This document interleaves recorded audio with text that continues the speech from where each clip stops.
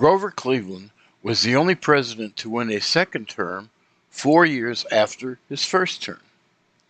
He rose to the top fast. He was elected to the mayor of Buffalo in 1881 and was elected to the presidency in 1884. A fast rise to the top. He was the only president to get married in the White House after entering the White House as a bachelor. Grover Cleveland was born on March 18, 1837. He was actually born Stephen Grover Cleveland. Grover was the name that they started calling him later. He was born in Cadwell, New Jersey, but his family moved and spent most of his youth in Fayetteville, New York. His father didn't make enough money as a pastor, and Cleveland was forced to get an apprenticeship to help out with the family finances. Cleveland eventually ended up in Buffalo, where his uncle gave him a job as a clerk and introduced him to the important people around town. Cleveland got a clerkship at the law firm that Millard Fillmore had worked at. He began reading law and was admitted to the bar in 1859. He worked for the firm for 3 years before starting his own law firm. He was also appointed as the Assistant District Attorney of Erie County, New York. When Civil War came, he was conscripted, but he paid a Polish immigrant $150 to serve in his place, about $4,000 in today's money. In 1870, he was elected as the sheriff for Erie County at the age of 33. While sheriff, he tended to turn a blind eye to the corruption in the sheriff's office. The other only notable thing that happened during his tenure as sheriff was he executed 2 men. As the sheriff of Erie County, it was his responsibility to execute those who have been condemned. He had the option of paying a deputy $10 to do this, but he refused and took on the responsibility himself. He would personally execute 2 men who were condemned to death when he was the sheriff of Erie County. Cleveland was accused by Maria Halpin of raping her after the two had been dating. She was a widower. Cleveland accused her of being an alcoholic and had her child taken away from her. Cleveland also had Maria brought to a mental asylum. She was released after a few days because they determined she was not insane. Cleveland would later provide her with financial support for her to start a business. This was used against him during a presidential campaign. Cleveland then ran for the mayor of Buffalo and set out to end corruption, and by most accounts, he did quite a good job, and he gained a high reputation for his efforts. His reputation got so well known that the Democratic Party asked him to run for the governor. He did run, and he won by the largest margin in New York history, at least up until that time. As governor, he did the same as he did with the mayor. Had a reputation for cleaning out corruption, for cutting costs, and for generally running a tight ship. His reputation got so well known as the governor of New York that pretty soon the Democrats nominated him to run for president of the United States, and they chose Thomas A. Hendricks of Indiana to be his running mate. The Republicans picked House Speaker James Blaine of Maine. Blaine was involved in several scandals, and the Democrats were running on a public office as a public trust. Plus, the Democrats were getting support from some Republicans.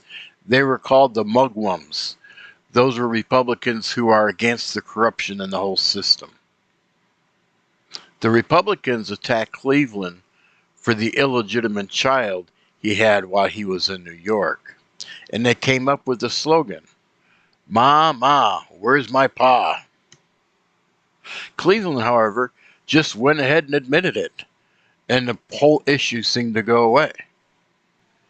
The election results for the election of 1884 were as follows. Grover Cleveland got 219 electoral votes. Blaine got 182.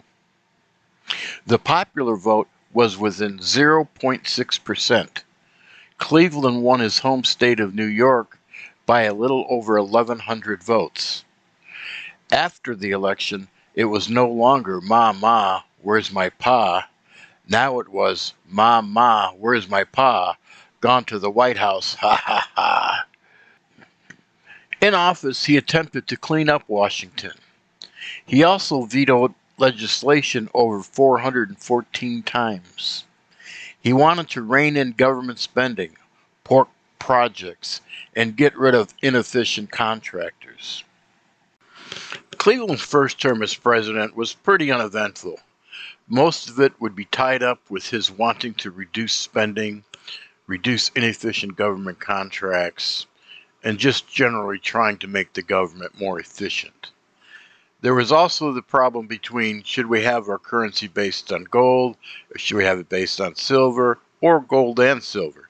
This was just a policy to somehow try to ease up the money supply, which he was opposed to. Cleveland was also a non-interventionist when it came to foreign policy. The only thing he did do was to try to increase our Navy and our defenses. Since Cleveland was not married, he would actually use his sister, Rose Cleveland, as the White House hostess. Cleveland eventually met Frances Folsom, a student at Wells College. They were soon engaged and married in the Blue Room of the White House on June 2nd, 1886. She was 21, he was 49. She remains our youngest First Lady. In the election of 1888, the Republicans nominated Benjamin Harris, a former senator from Indiana, and their vice presidential choice, Levi Morton, our ambassador to France, a former House member and a former governor of New York. The main campaign issue was tariffs. Cleveland won the popular vote 48.6% to 47.8%, but Harris easily won the electoral vote. It was 233 to 168. Cleveland went back to New York City and practiced law, well, when he wasn't fishing. In the election of 1892, Cleveland won the nomination on the first ballot, with Adlai Stevenson, a former congressman and U.S. postmaster from Illinois, as his vice president. It was a rematch, but Harrison was not rigorously campaigning. Unfortunately, his wife was dying, and she died 2 weeks before the election. She died of tuberculosis. Cleveland ended up winning that election with 277 electoral votes. He won 23 states and received 46.6% of the popular vote. Harrison would receive 145 electoral votes, 43% of the popular vote, and he won 16 states. James B. Weaver from Iowa received 22 electoral votes, won 5 states, and received 8.5% of the popular vote. It was from the populist campaign.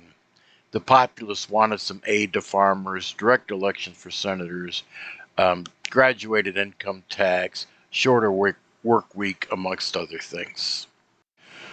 The whole second term of the Cleveland administration was dominated by the Panic of 1893, which was an economic depression that would last throughout Cleveland's term. To make it worse, Pullman Railroad workers went on strike due to low wages and 12-hour workdays. Sympathy strikes from other railroads began to happen. Many of the railroads were filing for bankruptcy already, or very close to it.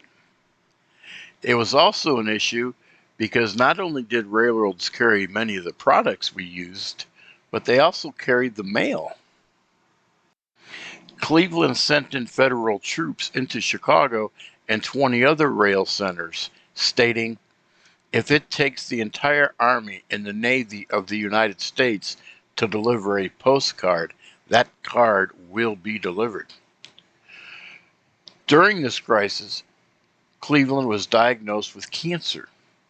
He tried to hide it to not further the increase in economic decline. He didn't want to create a panic.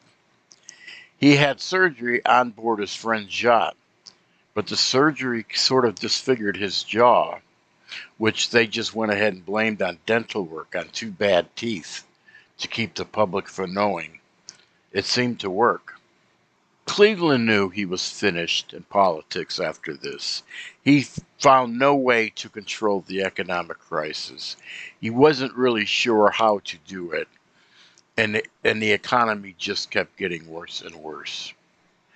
After leaving the White House in 1897, he retired to Westland Mansion in Princeton, in New Jersey. He was a trustee at Princeton University for a while, and he was not shy about making his views known. His health began to decline, and he died of a heart attack on June 24th, 1908. Grover Cleveland didn't do bad for himself over his lifetime. At one time, he was worth $33 million in today's money. If you like this video, please hit the like button and subscribe. Thanks for listening.